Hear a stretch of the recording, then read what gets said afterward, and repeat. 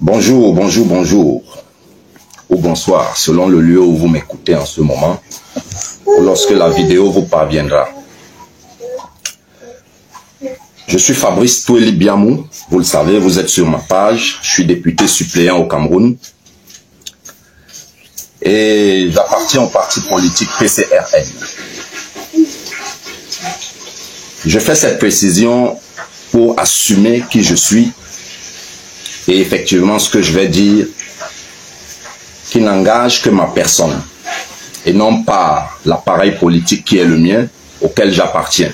Je préfère faire cette précision pour qu'ensuite il n'y ait pas de dérapage ou des malentendus par rapport à ce qui serait ou ce qui est la ligne politique du parti auquel j'appartiens. Je veux donc agir ici en libre citoyen, en libre penseur, en citoyen camerounais, en citoyen du monde.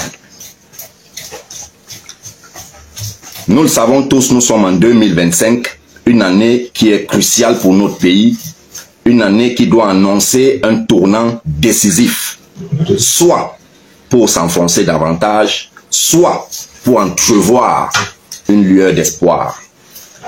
La lueur d'espoir, ne l'avons-nous pas eu déjà?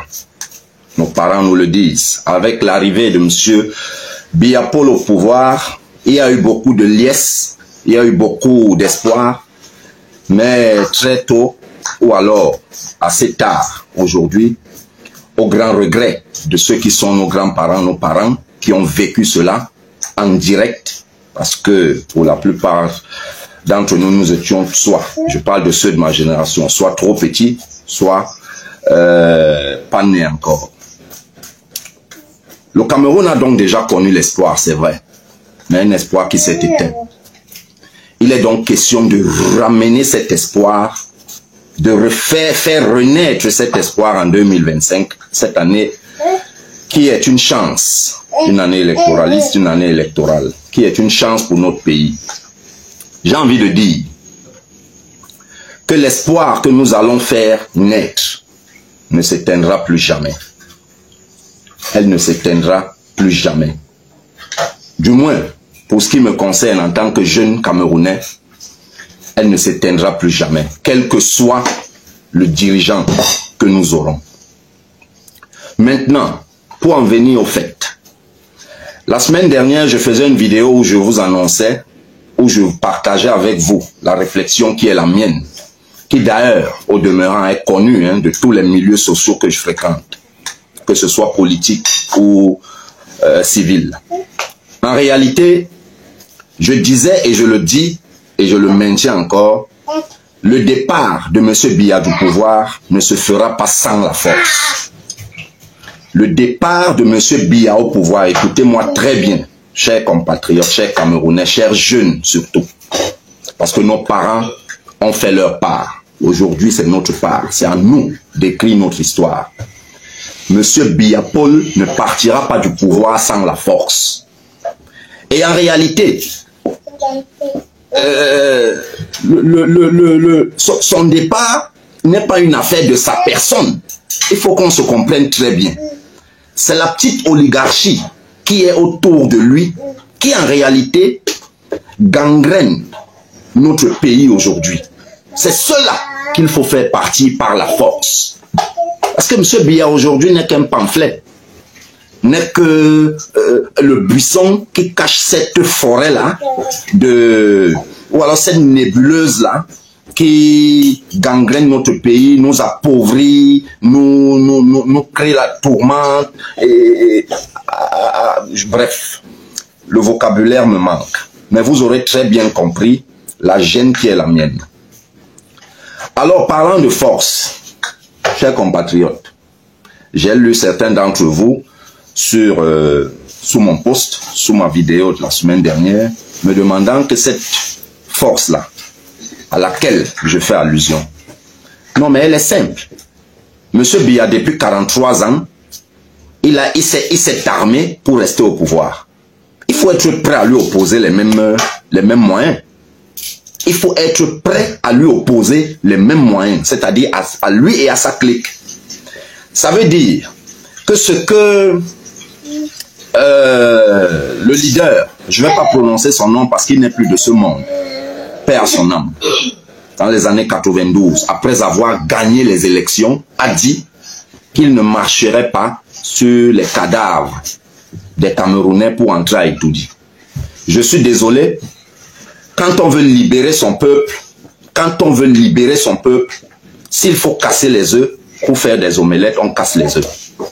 On casse les œufs pour faire les omelettes. Voilà. Si le pouvoir de Yaoundé, qui s'est armé, parce qu'en réalité, le pouvoir de Yaoundé ne s'est pas armé pour aller faire la guerre à l'étranger, ou alors ne s'est pas armé pour aller défendre l'intégrité territoriale. Oui, on va évoquer Bakassi, mais ça s'est joué dans les tribunaux, plutôt que sur le terrain. Même si on va parler de dissuasion en termes d'armée et autres. Mais la vérité, c'est que cette armée-là, chaque fois que le peuple a voulu, au travers des leaders politiques, exprimer sa volonté, il a été réprimé de la plus violente des manières. Aujourd'hui, je fais donc une interpellation à tous les leaders politiques de tous bords et même tous les leaders d'opinion qui se trouvent même dans l'appareil dirigeant de s'organiser, de trouver tous les leviers possibles, que ce soit à l'intérieur du pays et même au niveau de l'international, pour opposer la même force de résistance à ce régime au moment où il tombera. Parce qu'effectivement, les élections vont arriver, nous irons aux élections et il tombera parce qu'il tombe toujours. Il se maintient, nous le savons tous, c'est pas la fraude et c'est par la tricherie. Cette fois, cela ne passera pas. Il faut le leur dire déjà de manière claire et ensuite s'organiser de manière concrète à leur opposer cette force. Et je finis en disant que nos forces armées, moi je suis convaincu que au sein même de l'armée, la division est totale. La division, elle est totale.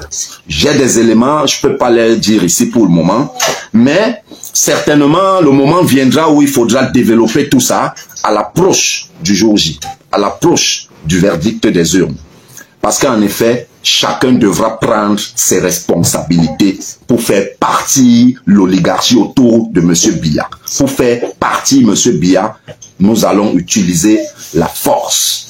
Parce que sans la force, ce régime va se régénérer. Je vous dis bon samedi, bon week-end et à la prochaine vidéo où nous entrerons dans certains détails parlant de cette force, comment la constituer. Ciao, shalom, paix à notre pays, courage à tous. Ça fait. En tout cas, vous avez compris comme moi. C'est un député suppléant du parti politique PCRN de l'honorable Cabral Libi.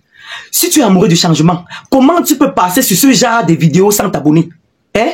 Tu veux le changement, tu passes sur ce genre de page sans t'abonner, sans partager la vidéo. Non, il faut avoir honte de toi. Likez, partagez et abonnez-vous. 3 actions simples qui ne prennent pas le temps. Ça ne prend pas l'argent, ça ne prend pas les mégas. S'il vous plaît les gars, faites ça pour vous, faites ça pour nous. 2025, c'est pas 2018. C'est de ça qu'il s'agit. Les choses ne seront plus comme avant. C'est pas encore fini. Hein. Portez-vous bien. C'était votre commandant de buzz sur les réseaux sociaux. Maman, tu as perdu ton téléphone dans le taxi, ta carte nationale d'identité, ton passeport, tes documents importants, ton sac. Plus de panique. Avec Saga, tu retrouves tous tes objets perdus facilement et très rapidement. À partir de 500 francs CFA seulement. Oui, tu as bien compris. À partir de 500 francs CFA seulement. Sécurise tous tes documents, tous tes objets grâce à un code QR unique portant tes informations personnelles. En cas de perte, grâce au système Saga, tu rentres en possession de tes documents personnels ou de tes objets perdus. Alors, plus besoin de chercher pendant des heures. Collez juste votre code QR sur l'objet ou le document que vous souhaitez protéger. Et en cas de perte, vous serez rapidement contacté pour la récupération de votre bien. N'attendez plus. Profitez de cette solution innovante. Avec Saga dès maintenant, à partir de 500 francs CFA. 500 francs CFA seulement. Avec Saga, c'est perdu, c'est retrouvé.